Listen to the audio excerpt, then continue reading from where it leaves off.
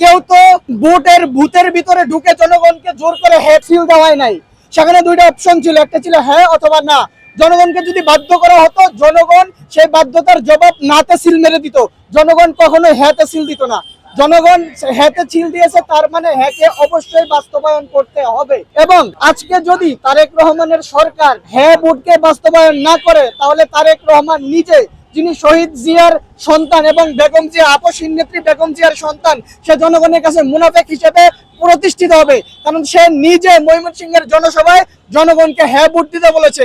BNP সরকার total vote পেয়েছে 50 to 51%, গণভোটে vote পড়েছে 69 to 70%। এখন আপনারা একটু চিন্তা করুন, আমি নিজে বিএনপির এমন অনেক হাজারো এডুকেটেড ভাইদেরকে চিনি যারা গণভোটে হ্যাঁ দিয়েছে। কারণ বিএনপি 50% ভোট পেয়েছে, বাকি 50% যদি গণভোটে ভোট পড়তো, তাহলে হ্যাঁ পক্ষে 50% বা 49% ভোট। এখানে বিএনপি থেকে মিনিমাম আরো 20 থেকে 22% ভোট পড়েছে। সুতরাং গণভোটের ব্যাপারটা যে শুধুমাত্র এনসিপি বা জামাত বা বিরোধীদের দাবি, এটা না। এখানে বিএনপির একটা বড় অংশের হ্যাঁ মাধ্যমেই গণভোটটা পাস হয়েছে। এখন তারেক রহমানের কাছে প্রশ্ন, যিনি বাংলাদেশের বর্তমানে প্রধানমন্ত্রী, গণভোটের পক্ষে হ্যাঁ এর পক্ষে প্রচারণা চালিয়ে তিনি এখন সংসদে বসে টেবিল চাপড়ায়, আর তার দলের স্বরাষ্ট্রমন্ত্রী এবং এমপিরা গণভোটকে অবৈধ বলে।